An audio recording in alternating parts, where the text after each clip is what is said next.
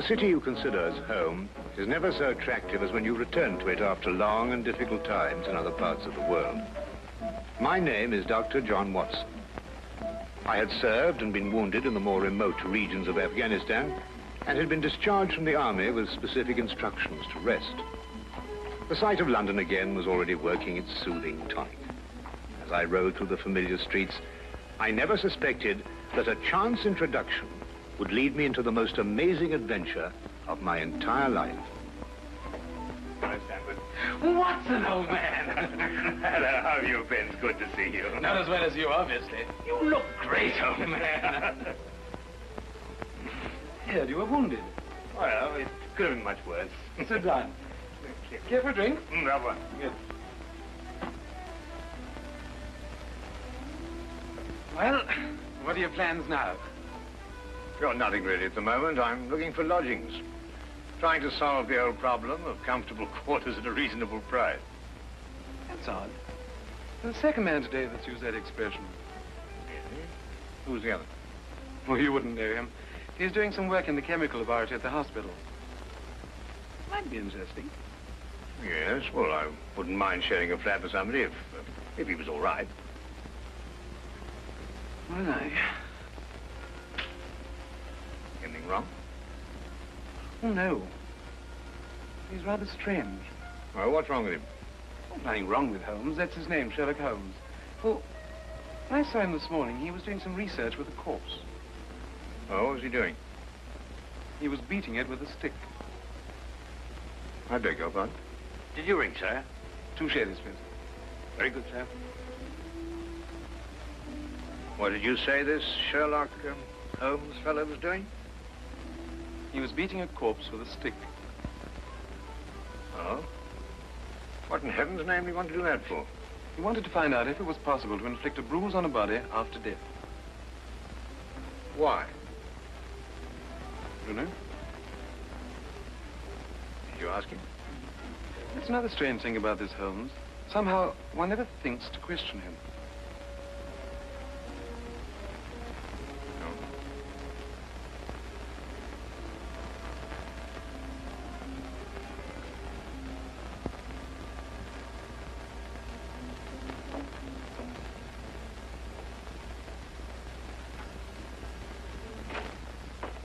It works. It really works. You realize you've just entered the greatest chapter in the history of forensic medicine. You're Dr. Watson. Yes, I am. What works? A foolproof test for hemoglobin. You realize what this means, of course. No, I don't. You must be Sherlock Holmes. It will create a revolution in criminal investigation. Yes, I'm Holmes. How did you know I was Watson? Because you've just come back from Afghanistan. How do you do? How you do? How did you know I'd just come back from Afghanistan? Well, it's written all over you. The problem has generally been that a man is suspected of a crime months after the crime is committed. Then when they find bloodstains on objects of clothing, they can't be sure if it's blood, mud, or rust stains. But this solves the whole thing, of course. Oh, of course. Of course. Stanford told me you're looking for someone to share a flat you'd found. You know, if this test had been in existence a year ago, it would have meant that von Bishop of Frankfurt would most certainly have been hung. And that goes for Mason of Bradford, Muller, and O'Fay, naturally. Naturally. Who are these people? Did you know, I'm delighted to meet you, Watson. I think you'll like the flat. It's in Baker Street, by the way. Oh, we could pop round this afternoon and have a look at it if you care. Yes. Oh, yes, rather. I'd like that. Good. Did you mind if I play the violin? No, go right ahead. No, I don't mean now. I mean when we're sharing the flat. Oh, no, of course not. I like a bit of good music. Oh, good. I'm not very good. Oh. Tell me, Holmes. Yes. How did you know I just got back from Afghanistan? Well, it's obvious. Now, that's what you said before. It isn't a bit obvious. You're a doctor, that much we know. But with the air of a military man, therefore an army doctor. You've acquired a sunburn. I know it's not your natural color because your wrists are white. Your eyes tell me that you've recently been ill. I'd say some sort of tropical fever. You use your left arm stiffly as though you've sustained a wound. Now the problem becomes, where would an army doctor have contracted a fever, sustained a wound? The answer, my dear Watson, is in the present campaign in Afghanistan, naturally. Naturally. Of course, it's obvious. Naturally. We examined the rooms at 221B Baker Street that afternoon and promptly moved in on the following day. I had, at this point, known Sherlock Holmes for only 24 hours.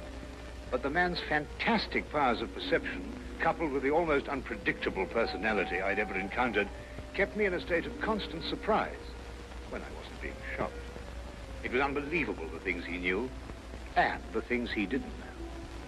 Now, really, my dear Holmes, you mean to tell me you didn't know that the Earth moved round the sun? Really?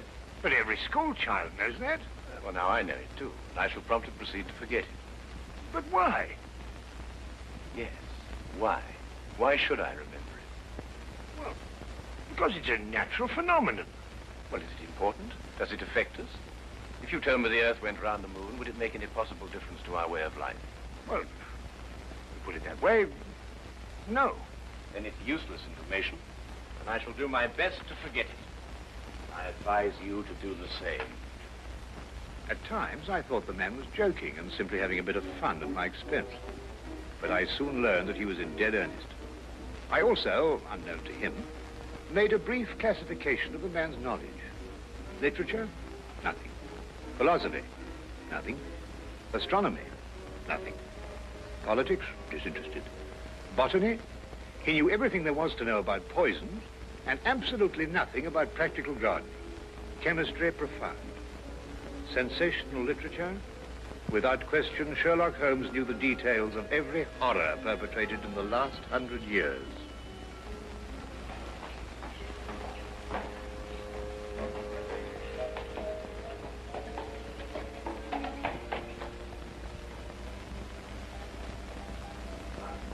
I believe we have a visitor.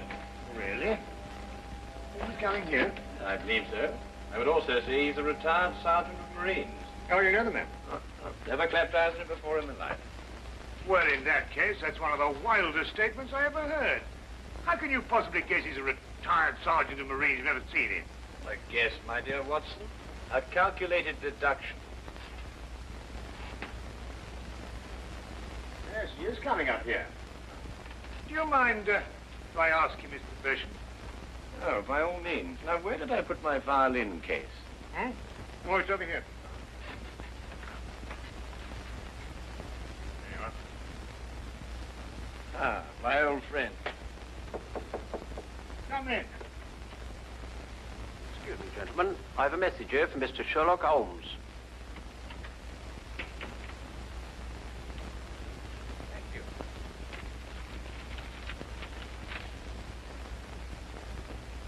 Excuse me.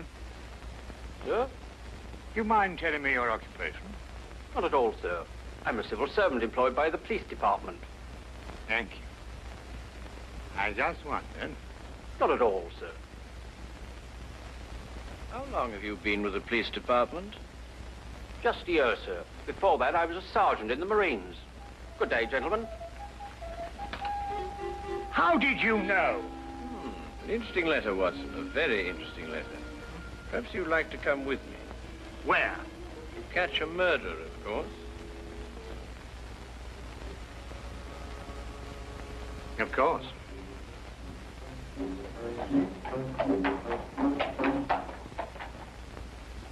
How did you know that that man was an ex-sergeant of Marines? Who? A messenger from the police. Oh, yes, the retired sergeant of Marines. That's what I said. Well, there's nothing mysterious about such observations, my dear Watson, but unfortunately, when explained, they lose their romantic order of mystery. My decision was based on observation and logical deduction. The man had a large anchor tattooed on the back of his hand. This was visible from our window. I admit I didn't notice it at the time, but since you mention it, I think there was an anchor. Oh, there was indeed. He also wore regulation sideburns and had a slight nautical roll. Thus, I judged him a Marine. Well, guess, I grant you, but only a refinement of guesses one makes every day. Don't be so disgruntled, Watson. Test your own powers of observation. We are entering the perfect situation. Oh, what are we entering? A house that holds a murdered man.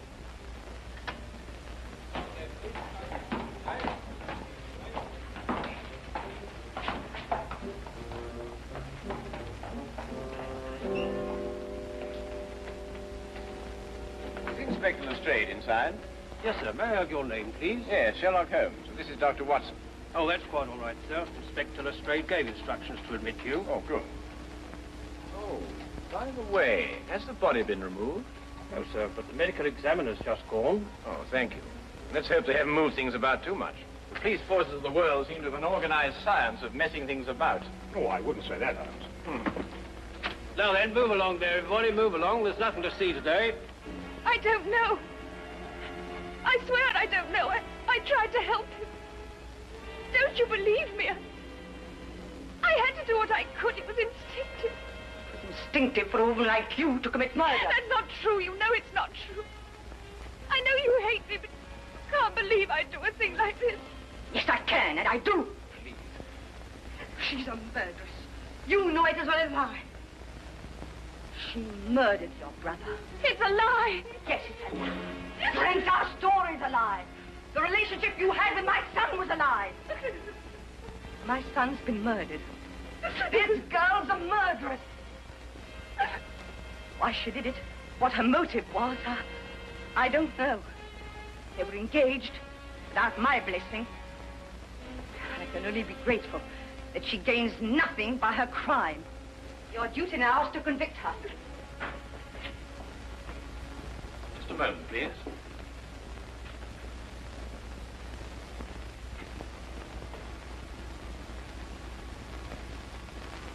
Notice the angle of incision, Watson. Yes.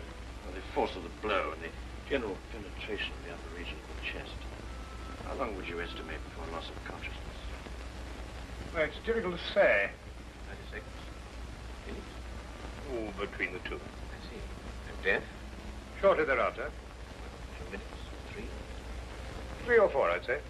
Thank you, Watson. All right, take him out. Forgive the interruption. I would prefer to have been invited before the body had been moved. I thought you'd be interested, Holmes. Oh, thank you, Lestrade. Well, may I introduce my friend, Dr. Watson, Inspector Lestrade of Scotland Yard? How do you do? How do you do?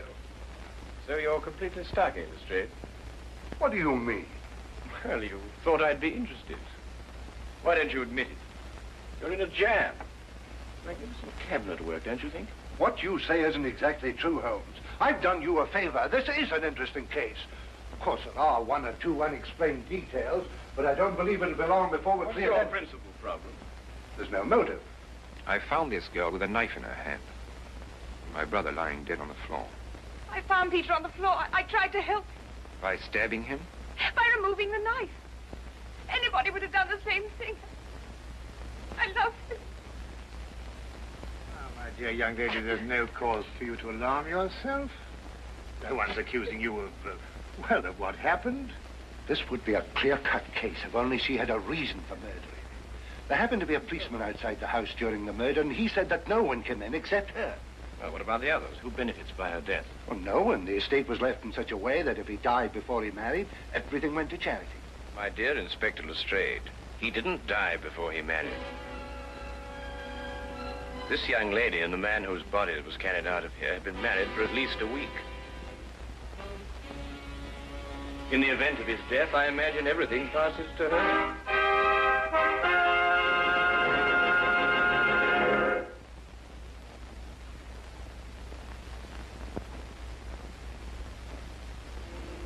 And now we return to the case of the Cunningham heritage.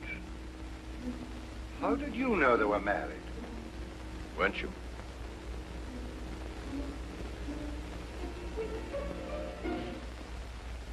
Yes, a week ago. Then you do benefit by my brother's death. You're his heir.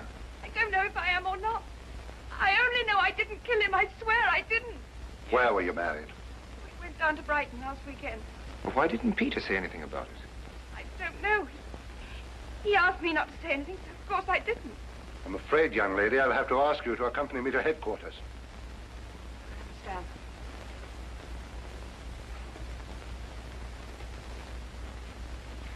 Excuse me, Inspector. I think I should tell my mother. Oh, yes, of course. Tell me, Holmes, how did you know they were married? Well, the man's hands had the remains of a sunburn and the fading marks of a narrow ring, but not as yet that indentation of the finger a ring generally leaves. A weekend in the sun at Brighton explains the whole thing perfectly. I didn't notice these things. Yes, I know. The young lady's hands were also sunburned, and to the same degree. Then the case is solved. Yes, it would appear so, wouldn't it? What are you looking for? How do you see that? What?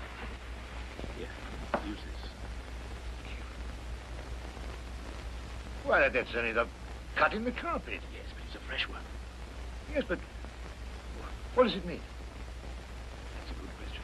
We'll stop looking for clues now, Holmes. Ah, you've solved the case then. Completely. Oh, splendid. Seems this girl had a record.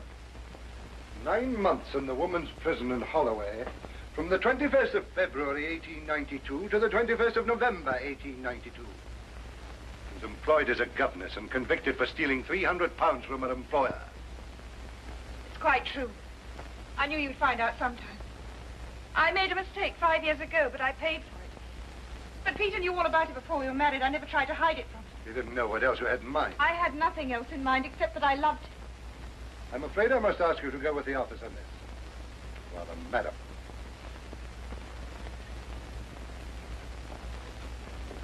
Well, that's how I like my cases. Fast and simple. Oh, indeed. You must tell me some more about it. Well, there's nothing to tell, really. Her story was that Peter asked her to call here at 10 sharp. She arrived, found the door open for her, came in here and found him writhing on the floor with a knife in his chest. She screamed, pulled it out. Just then, Brother Ralph walked in. Peter died without saying another word. So she stabbed him for the inheritance and was caught in the act. Simple. Well, falling off a log. Couldn't be simpler, could it, Watson? Oh, I still think it's a tragedy. Yes, but in my job, Dr. Watson, we run up against it all the time. Cigar? No, thank you. Well, I suppose you've had some amazing adventures. Yes, but one learns to have a real philosophy of life and get a good perspective. Yes, I suppose. But just the same, I think it's a pity. Just another case of a clever girl being too clever. The clever girl who intended to murder her husband, he certainly chose the most stupid possible way to commit the crime. What was that? Well, what's this? Checkbook. Oh, amazing deduction, Lestrade. Look.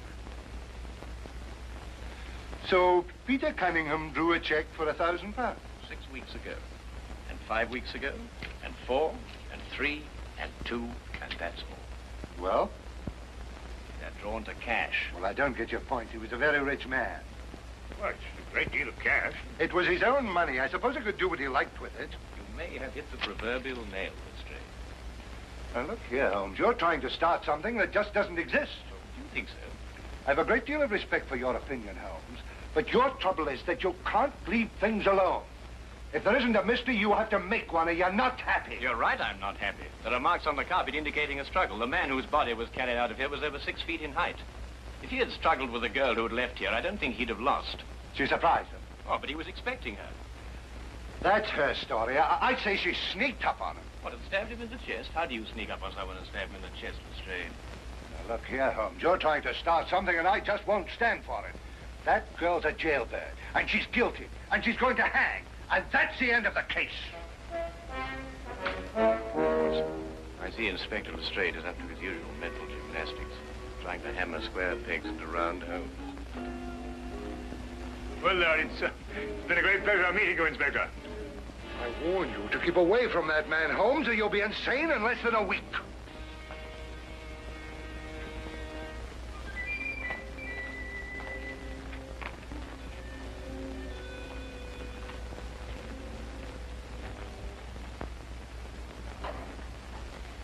What time is it? Oh, 10:30. Perhaps you'd like to take a little stroll with me. Why? I'd like to investigate this afternoon's affair a bit further. Oh, yes. I'd like that. I thought you'd forgotten about it. Not at all. I've been thinking about it all evening. Shall we go? Then we must exchange our thoughts en route. Where are we going? To the Cunningham house. I didn't know you'd made an appointment there. I didn't. Oh, well, who do you expect to see? No one, I hope. Well, I'm terribly sorry, Holmes, and I'm afraid I don't understand what you mean when you say you want to go to the Cunningham house and you just... You can't do that. What? Well, you can't break into the house. Why not? It's against the law, that's why not. Why, if we're caught... That's it. What is? If we're caught. But that makes no difference. Makes no difference at all. The thing is, if we're caught, it's against the law.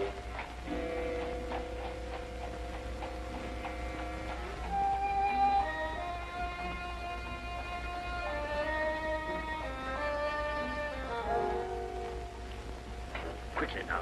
But look, Holmes, we can't... Come on.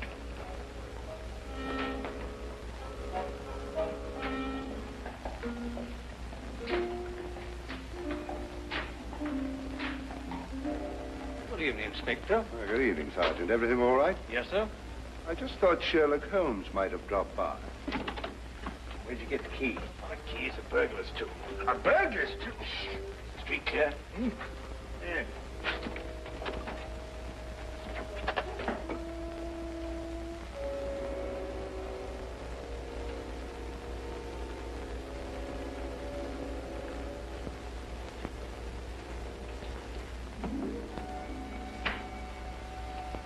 How do you know he's out? Because I had a spy watching the house. Go through that cabinet. What am I looking for? Oh, papers, bank statements, anything to indicate passage of money from Peter Cunningham's account. Go on.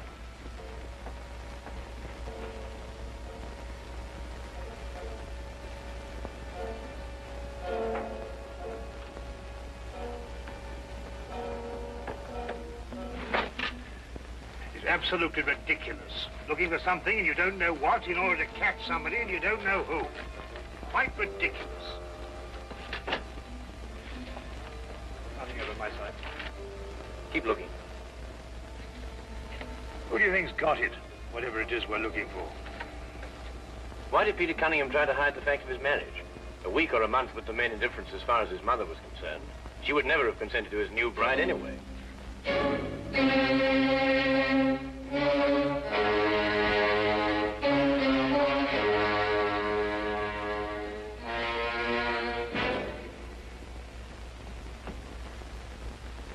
He married her to prove to me that my blackmail wouldn't stop him. And then he withheld the fact in order to give me 1 week to clear out of the country before he exposed me. The money he paid you went to buying up your promissory notes. I was being pressed, Mr. Holmes. My brother's engagement to a jailbird gave me a perfect opportunity to extract a little money from him. In fact, if he hadn't been such a bullhead, it would have gone on for quite some time. The jailbird, as you put it, makes the perfect murder suspect. Perfect, Mr. Holmes. And you and Dr. Watson make perfect burglary suspects. When I report your death to the police, they can't possibly blame me for defending the sanctity of my home.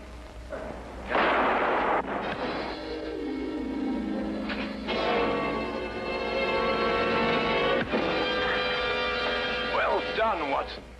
Oh, I could have done a bit better, only it was my bad shoulder. Quite all right, Watson. Think no more about it. So that's our murderer. Yes, the only possible one, of course. Only a man could have struck that blow. Peter died, as you say, within 3 or 4 minutes. And there was a bobby outside the whole time. Yes. Crystal clear. No, completely obvious. Well, what do we do now? What's going on here? Who fired that shot? We will sit with the good inspector, and with the aid of our evidence, a bit of logic, and a few simple diagrams, we will endeavor to convince him that night follows day, and that 1 and 1 inevitably makes 2.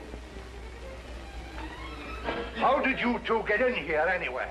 Now, Inspector, calm yourself, calm yourself. Come, sit down. Now, there's a good fellow. Sit right here. Now, you see, we have a great deal to talk about.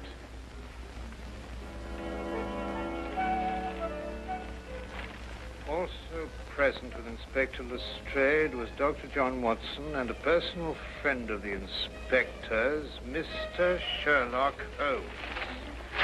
This is ridiculous. It's fantastic.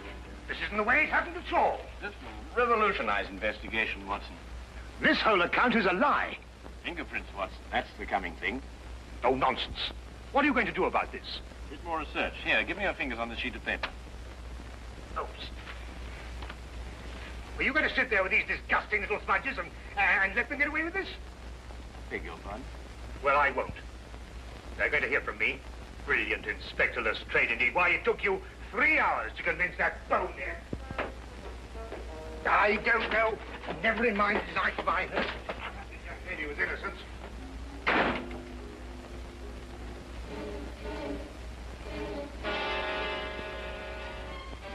Oh. I wonder if he got more than a shoulder wound in Afghanistan. Oh.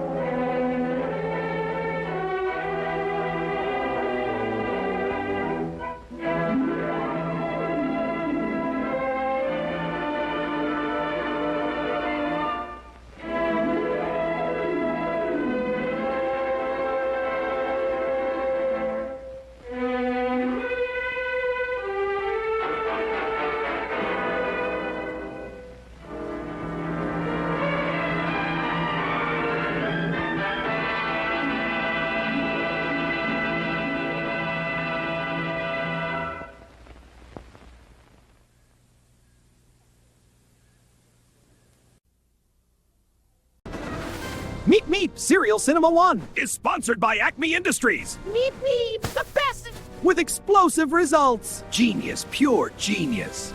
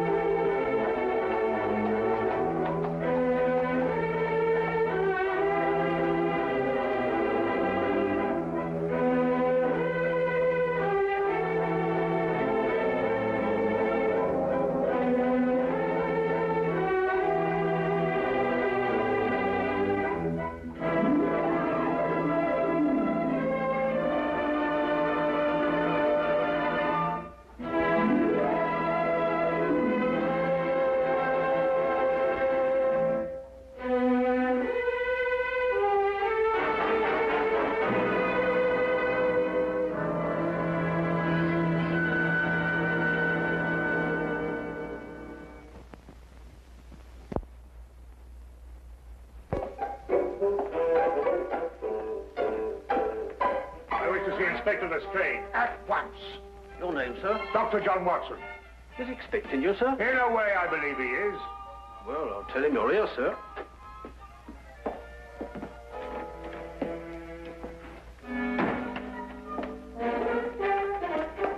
You can go in, sir.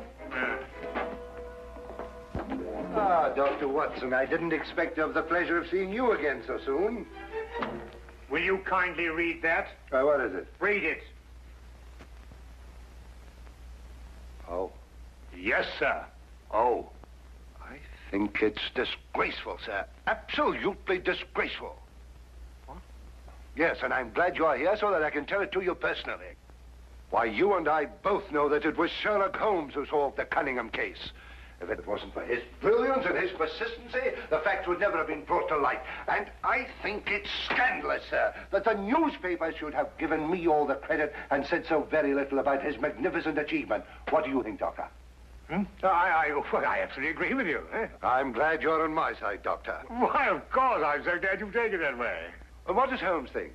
Oh, he doesn't mind. You know, he doesn't care who gets the credit. Oh, dear old Holmes. Such a modest fellow. Yes. Well, look, you must give him my kind regards. Yes. And tell him that, although I know he doesn't think anything about it, I intend to get the newspapers to get the facts straight. Well, that's very good of you, Inspector. Oh, what's Holmes doing these days? Well, the last time I saw him, he was playing about with a lot of ink smudges and talking about the prints that fingers make. No. Good old Holmes. Always experimenting. Inspector Lestrade, sir. Yes, what is it? There's been a murder reported at the home of Lord Beryl. What, Lord Beryl of the Foreign Office? That's him, sir. I'll be right with you. Excuse me, Doctor. Yes, of course. Lord Beryl. It's going to be a tricky situation to handle, what with the Foreign Office and who knows what else. Yes. Can I be of any assistance? No, I don't think so, Doctor. Oh, perhaps as a medical man. Mind you, I don't know what to expect, but I think you would be of invaluable assistance. Say no more. Here's the address, sir. Your carriage is waiting outside. Oh, thank you very much. Perhaps you'd care to acquaint Sherlock Holmes with what has happened. Well, I don't know. I don't know myself what's happened. As you said, the people involved make this case rather delicate. Perhaps a little suggestion now and then might help facilitate matters. One never knows. Yes, you're so right. Take a message to Mr. Sherlock Holmes of 221 Baker Street. 221B. Yes, of course, 221B Baker Street. Tell him what has happened and drive him to Lord Beryl's residence. Yes, sir. And tell him Dr. John Watson is already there. The flat's the first floor up. Yes, sir. Very good, sir.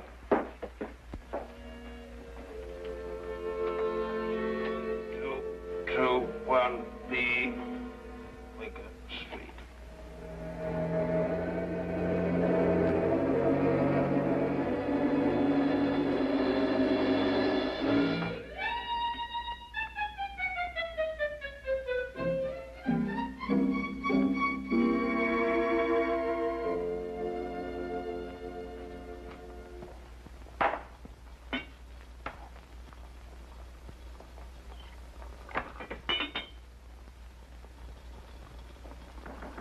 Come in.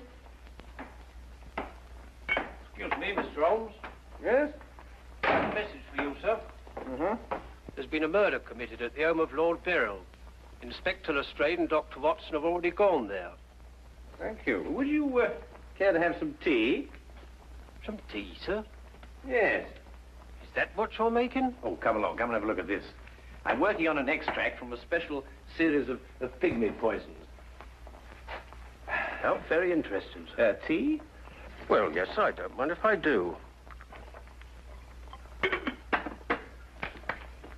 You take milk? Yes, sir, please, sir, if I may. Splendid. Sugar? Thank you, sir. Where did I put that sugar? That's it. It's right here. Help yourself. Thank you, sir. So.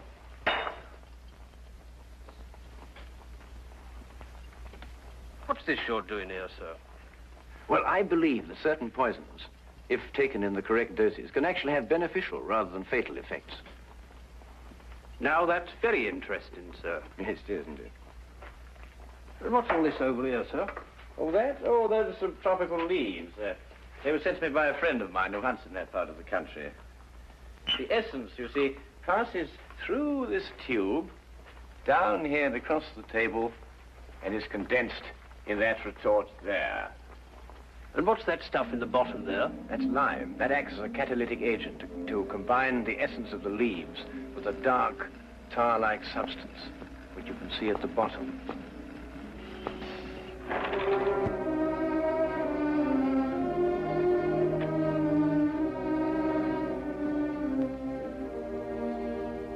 Inspector Lestrade, I demand to see my wife.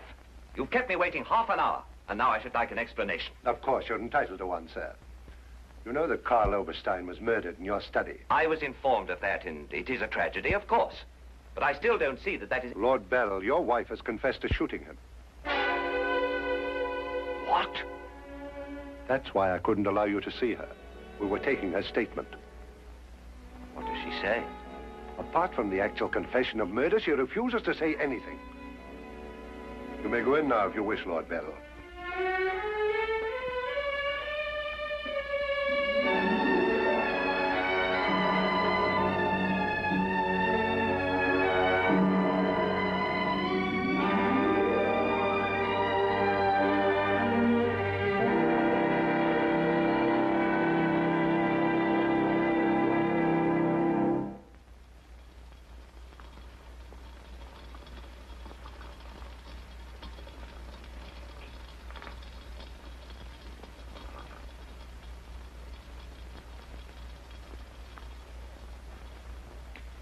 What's that you're putting in now, sir? Well, it's a form of acid dye. Yeah. That's all right. Oh, where have you two been all the afternoon? Didn't the sergeant tell you? Oh, yes, I remember. There was a murder somewhere. Was it interesting? No, Mr. Doyle. Uh-huh. Well. Lestrade, come and have a whiskey and soda. Whiskey and soda, Lestrade. Oh, I don't know. I'll be off duty in 5 minutes. Yes, I think that'd be all right. Neat for me. Well, sit down if you can find yourself a place. There you go. Yes, well, I think we can leave that to boil for a little while now. Now, gentlemen, what's the problem? Who was murdered? A man named Karl Oberstein. Oberstein. Oberstein. Oh, yes, I remember. An Austrian chap. He was originally, but of course, for a number of years, he's been a freelance agent. Mm-hmm. Buying and selling anything he can get his hands on, eh? But his hands in a bit too much this time. Lady Burl shot him. Holt Smith, 38. Oh, really? It was a nasty bit there. I examined the body before it was removed. Entire back of the head gone. Instantaneous death, of course. Did you find the bullet? No, the police surgeon will do that. It hadn't come out. Yes, and that shot in the back of the head removes any possible chance Lady Beryl may have had of claiming self-defense. You're off duty now, aren't you, Wilkins? Yes, sir. You may go home. Thank you, sir. It's been a pleasure working for you this afternoon, Mr. Holmes. I'd like to know how it all turns out. I'll let you know. Thank you, sir. Good afternoon, sir. I feel sorry for Lord Beryl. There'll be quite a scandal when this appears in the papers. Yes, it certainly will be. I wonder why Lady Beryl lied to you. What nationality was Lady Beryl originally? Well, she was born in Austria, although she was brought up in America. She's been here in England for the past 5 years, since her marriage, you know. It's a shame a woman like her has to remain in prison. Still, she might decide to tell you...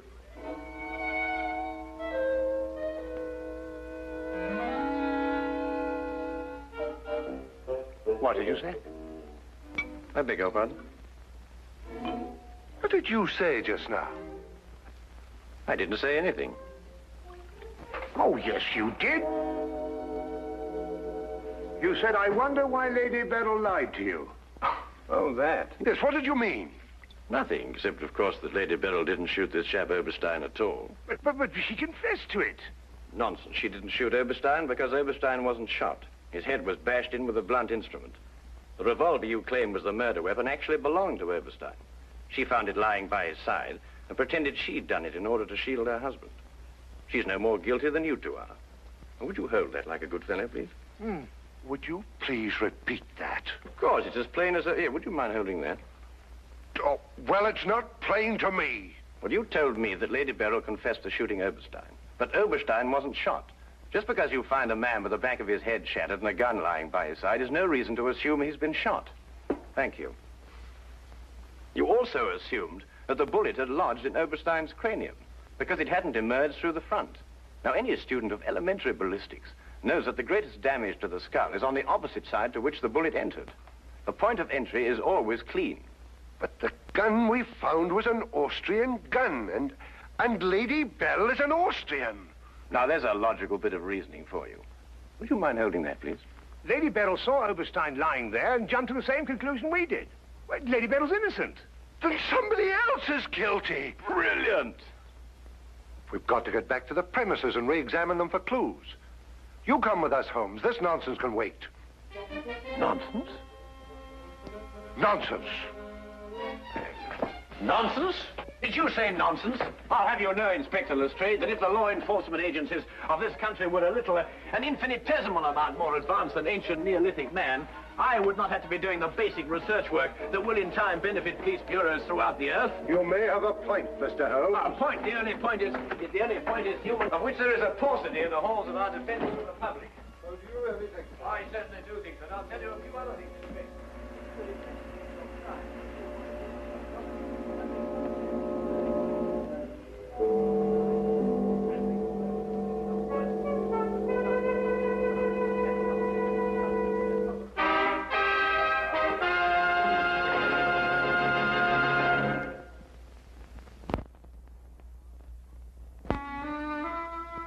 And now we return to the case of Lady Beryl. Yes, is to be dependent 90% on a good memory. Details, Lestrade, those are the things.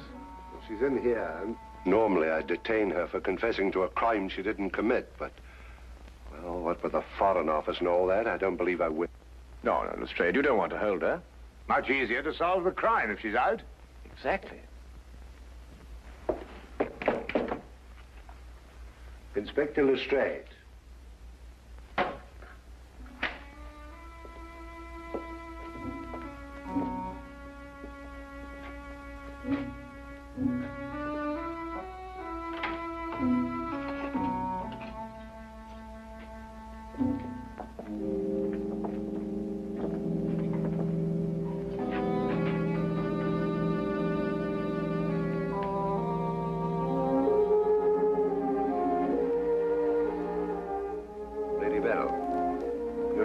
We're releasing you. So I understand. Do you know why? No. We've been able to prove that you didn't commit this murder you confessed to. I see. We would, however, like an explanation as to why you confessed to this crime.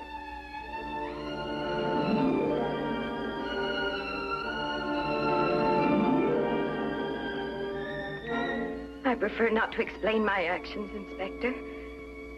You realize, of course, that your actions are in themselves punishable and that we could detain you. I see. You still prefer to make no statement? That is correct.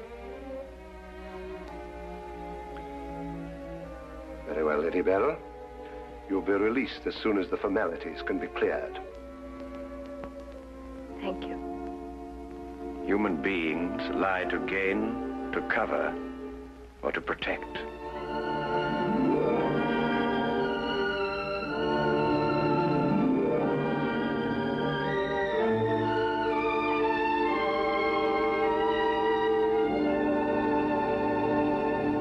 I don't know how to thank you, Mr. Holmes. Please consider me forever in your debt. Not at all. You're in the Foreign Office, aren't you, Lord Beryl? I am. Had you ever met Herr Oberstein before? I had. Exactly when? Last week. For the first time?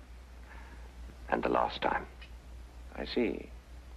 I believe it was his habit to offer large sums of money to men in key positions for the information they may have had in their possession. I believe that was his habit, Mr. Holmes. Thank you. Oh, Lord Beryl, while your wife is on her way here, I wonder if I might look at the premises of the crime. Well, of course, of course. It happened in the study. With your permission. My house is yours, sir. Thank you.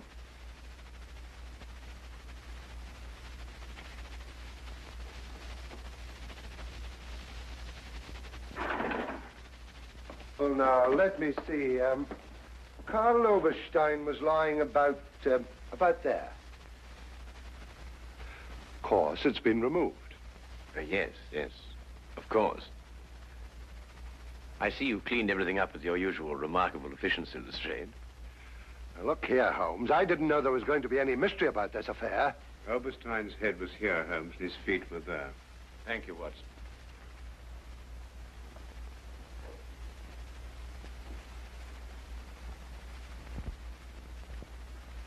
Where was the gun lying? To the left of the body. Nearer the head or the feet? Nearer the head. Was Oberstein face up or down? Face up. I had to turn him over to examine him. Has there been any effort made to gain forceful entry into the house? Well, none was reported. What? Lord Beryl, do you use glasses when you read? Yes, I do. Please.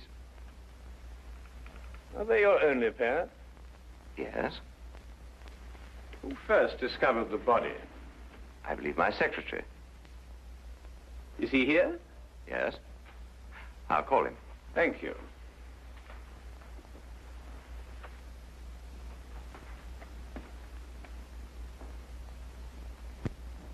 Lestrade, where was Lord Beryl at the time you estimated the crime was committed?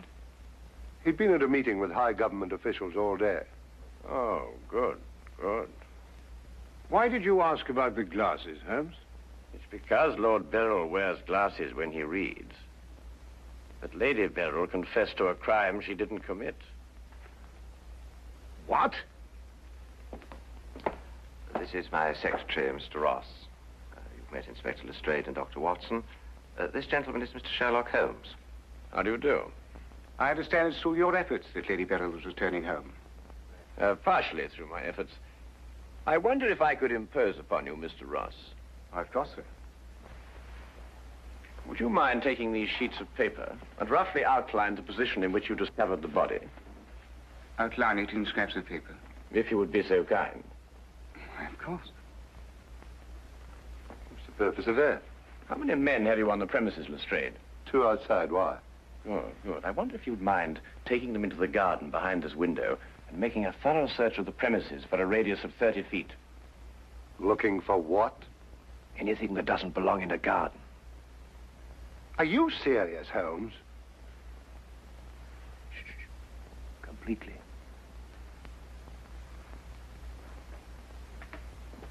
Let's got him out of our way. Have you examined your safe, Lord Beryl? I have, Mr. Holmes. All my papers are intact. Excellent, excellent. Does Mr. Ross have the combination to your safe? Yes? There's been no question of robbery. Of course not, Ross.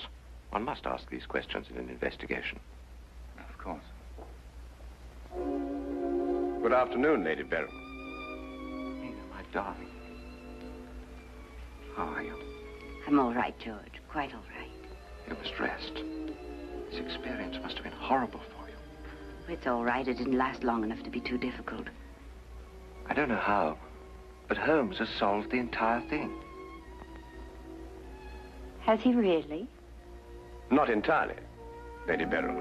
Not yet. Do you expect to? I can only hope to. Mr. Holmes, if there's anything I can do to help.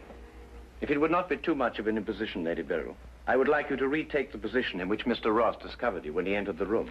Mr. Holmes, my wife has had a harrowing experience. Please consider her nerves at this point. You're forgetting, Lord Beryl, that your wife confessed to a crime she didn't commit. The circumstances are somewhat exceptional.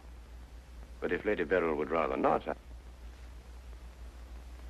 It's quite all right, George. No, let me see.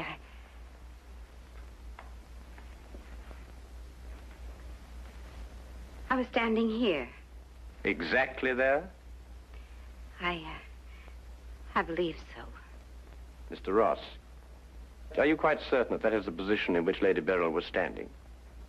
Well, if you'll pardon my saying so, Lady Beryl, just for the sake of accuracy, you understand, I believe you were standing just a bit further to your left. A little to your left, Lady Beryl. Like that? Yes, I'd say right there. Good. Now, Lady Beryl had a revolver in her hand. Mr. Holmes. That is correct. In which hand? My right hand. Mr. Ross? That's right. Lady Beryl's right hand. Lord Beryl, do you happen to have a revolver in the house? Yes, I have. May I have it? I'm not going to ask my wife to... Yes, I am.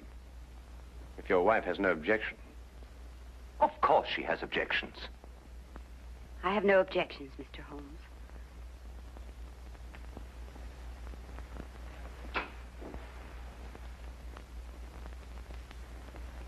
Ah, excellent. A .38 caliber.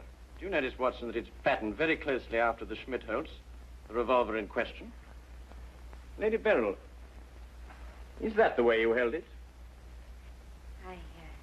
I believe so. Mr. Ross? Yes, it was like that. Mr. Ross, I'd like you to think very hard. A great deal depends on what you're going to say now. As far as you can remember, that was the position of Herr Oberstein's body? Yes. And where in relation to Herr Oberstein's body and Lady Beryl were the broken eyeglasses? Over there. There? Yes.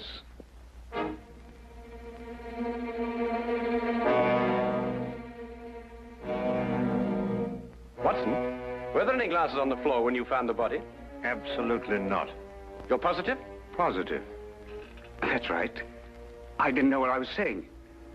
There were no glasses on the floor at all. There weren't any glasses on the floor when you found Lady Beryl bending over the body. But there were when you sent Herr Oberstein crashing to the ground.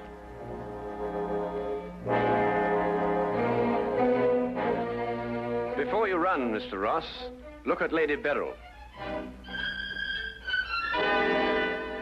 I don't understand this, Mr. Holmes. Oh, very simple, really. Herr Oberstein approached you with an offer to buy Foreign Office secrets. You threw him out. Then Ross contacted him, prepared to sell him the secrets. Well, there's nothing missing from the safe. Of course not. If you sold anything, you'd have been found out. Herr Oberstein came here expecting to buy. You opened the safe, showed him the papers he wanted. He put his glasses on to examine them. And then when he paid you, you smashed his skull in. He fell, breaking his glasses.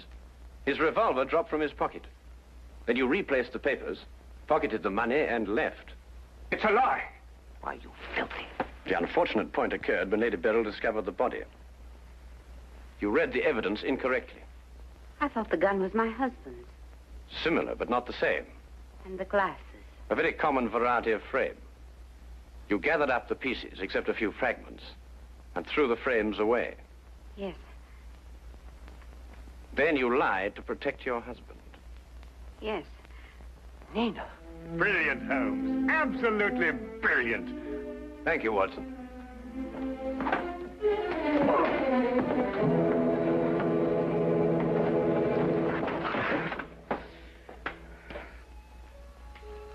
My humble and very grateful thanks, Mr. Holmes.